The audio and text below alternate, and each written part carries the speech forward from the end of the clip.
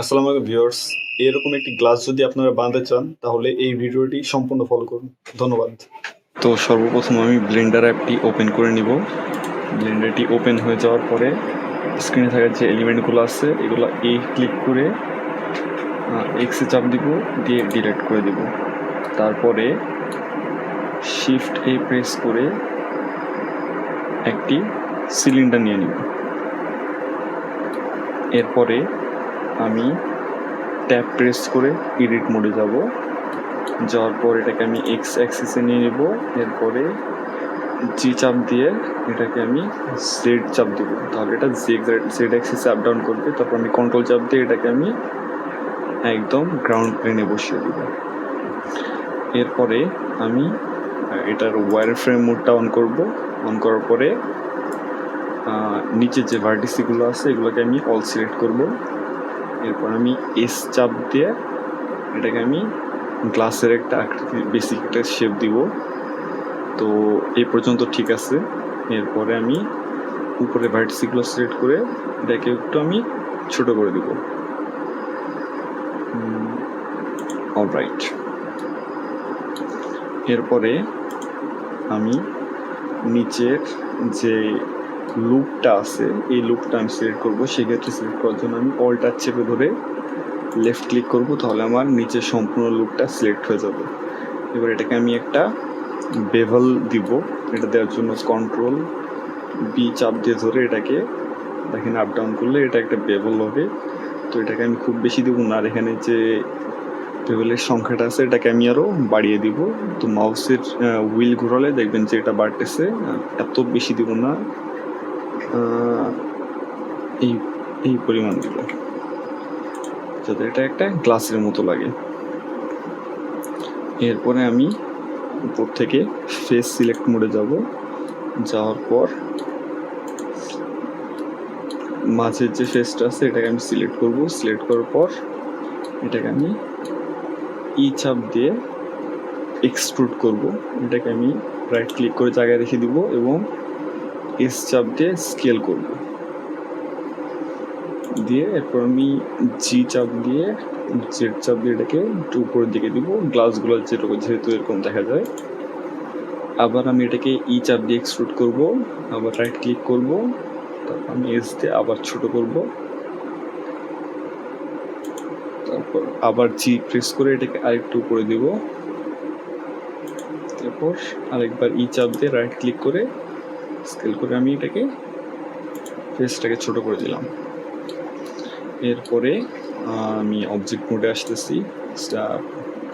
আসার পরে এই উপর যে ফেসটা আছে এটাকে আমি সিলেক্ট করে এক্স চাপ দিয়ে ফেস ডিলিট করে দিব। এরপরে আমার যেটা করতে হবে সেটা হচ্ছে আমি অল সিলেক্ট করব।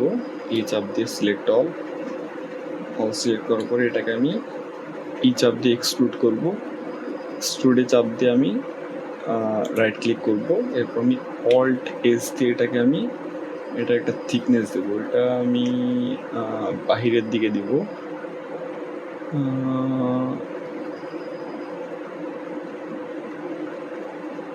ওকে, এই পরিমাণ ঠিক থাকবে। এরপরে আমার যেটা করতে হবে সেটা হচ্ছে আমি মাঝের যে ফেসগুলো আছে মাঝের ফেসটা সিলেক্ট করব। এরপর আমি কন্ট্রোল চেপে ধরে প্লাস চাপ দিতে থাকবো। অলরাইট, একবার মাইনাস চাপ দেবো, তাহলে ভিতরে যে ফেসগুলো আছে এগুলো সব সিলেক্টেড হয়ে যাবে। এরপর আমি আবার ওয়্যার ফ্রেম মোডে যাওয়ার পর আমি এটা আবার এক্স অ্যাক্সিসে যাওয়ার পর এটাকে আমি গ্লাসের যেহেতু দেখবেন যে একটা থিকনেস থাকে নিচে, সেক্ষেত্রে এটাকে আমি আরও ঠিক করবো। আমি জেড অ্যাক্সিসে চাপ দিয়ে ধরে এটাকে একটু উপরে এনে নিব।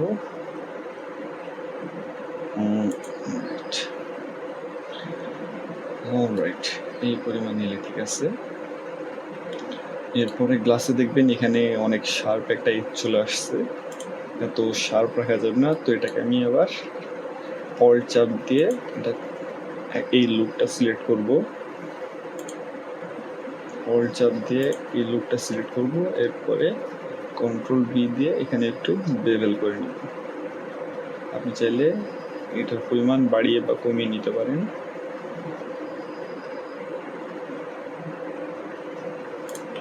এরপর আমি ভিতরের যে এজটা আছে এটাকে একটা বেভেল দিব।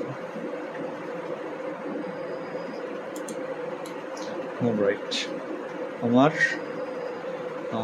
এডিট মোডে কাজ মোটামুটি এখানে শেষ। এরপর আমি অবজেক্ট মোডে চলে আসবো। তো দেখতে পাচ্ছেন গ্লাসটা অনেক দেখা যাচ্ছে, টপোলজিগুলো দেখা যাচ্ছে অনেক লো পলি হয়েছে। তো এটাকে আমি একটা মডিফায়ার দিব, add modifier, subdivision surface modifier, এটাকে আমি 2 করে দিব। তারপর আমি এটাকে অ্যাপ্লাই করে দিব। এরপর আমি এটাকে একটা শেড স্মুথ দিয়ে দিব। তো আমাদের গ্লাসের যে বেসিক শেপটা আছে এটা এখানে প্রস্তুত।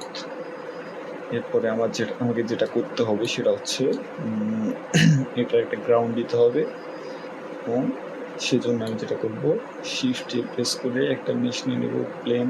আচ্ছা, আমি একটা কিউব নিই, আমি এখানে একটা কিউব দিব। কিউবটাকে আমি এডিট মোডে গিয়ে এটাকে আমি জেড অ্যাক্সিসে কন্ট্রোল চেপে ধরে একদম গ্রাউন্ড প্লেনে বসিয়ে দিলাম। এরপর এটাকে আমি স্কেল করব লাইক 20 টাইম। আমি আবার এডিট মোডে যাওয়ার পরে এখান থেকে কয়েকটা ফেজ ডিলিট করে দিব। তো দেখতে পাচ্ছেন আমাদের প্লেন এবং ব্যাকগ্রাউন্ড রেডি। তবে ব্যাকগ্রাউন্ডে একটু সমস্যা আছে, এটা মানে দেওয়ালের মতো লাগতেছে। এটাকে আমি একটা কার্ভ একটা ভাব দেওয়ার জন্য আমি যেটা করবো সেটা হচ্ছে এস সিলেকশন মোডে যাওয়ার পরে এই একটা এস সিলেক্ট করবো, কন্ট্রোল বি চাপ দিয়ে ধরে এটাকে আমি বেভেল করে দেবো। এটা আমি মাউসের স্ক্রল হুইল ঘুরিয়ে বেভেলের পরিমাণটা বাড়িয়ে দিলাম।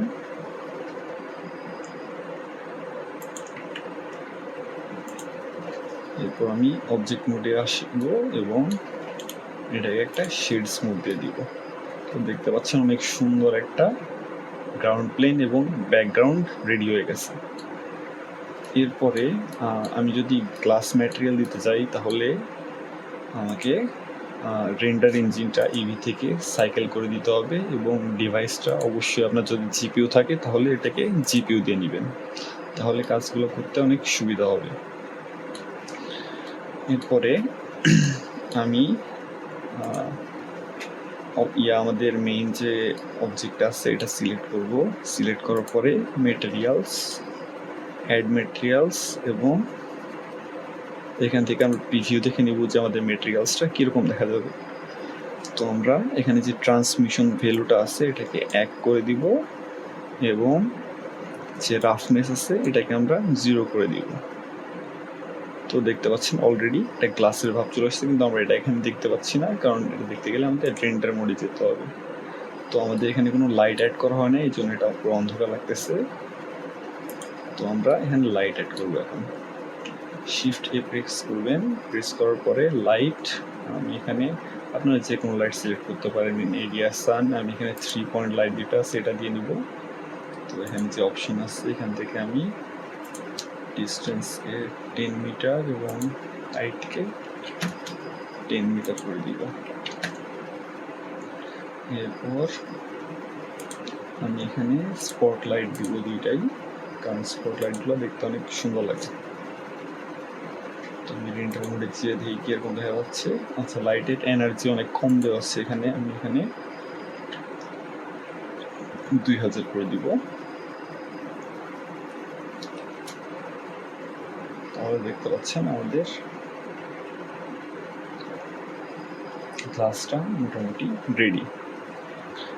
এরপরে আমাদের ব্যাকগ্রাউন্ডটাকে আমি সিলেক্ট করব। সিলেক্ট করার পর এখানে একটা নতুন ম্যাটেরিয়াল আমি অ্যাড করে দিব। দেওয়ার পরে আমি এখানে শেডার এডিটরটা নিয়ে আসবো, যেহেতু আমি এখানে একটা অন্যরকম একটা টেক্সচার দিতে যাচ্ছি। তাহলে শেডার এডিটর আনার পর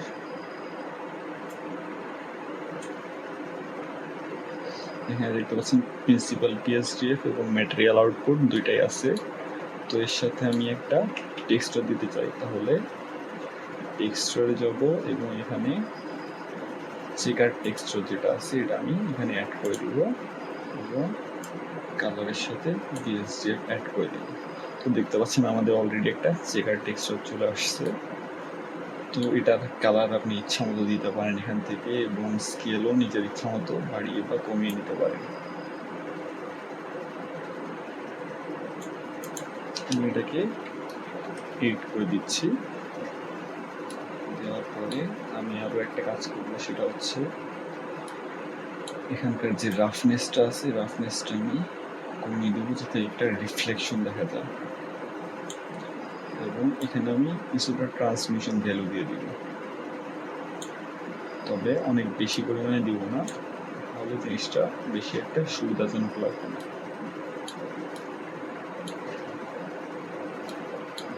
রাইট,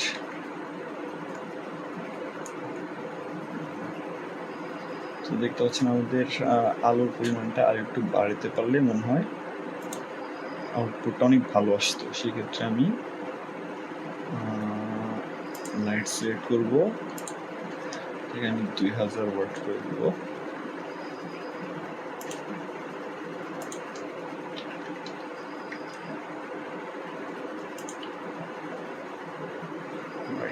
এরপরে F12 প্রেস করলেই আমাদের রেন্ডারিং শুরু হবে।